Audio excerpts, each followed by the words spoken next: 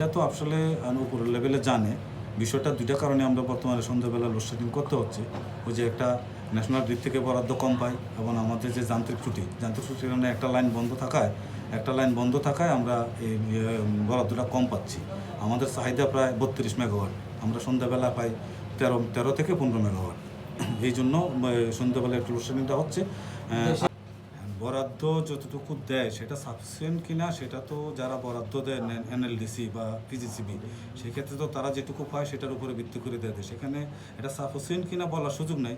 সে যে লোডটা পায় তার উপরে ভিত্তি করে সে দেয়। তবে টেকনাফে যে লোডটা দেয় এই লোডটাতে আমার হয় না, আমার লাগে 32, আমি প্রায় 13-14 সর্বোচ্চ 15 মেগাওয়াট।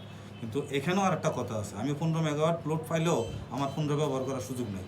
আমি ব্যবহার করতে পারি 12.5 থেকে 13 হয় না, আরও কম। কারণ আপনার কক্সবাজার থেকে টেকনাফের লাইনটা প্রায় 90 কিলোমিটার। এই লাইনে আপনাকে 2 থেকে 2.5 মেগাওয়াট লোড খেয়ে ফেলে, লস হয়, যেটা ড্রপ বলা হয়। আর এই জন্য এখানে আরও ভোগান্তি। তো এটা ঊর্ধ্বতন কর্তৃপক্ষ সবাই জানে।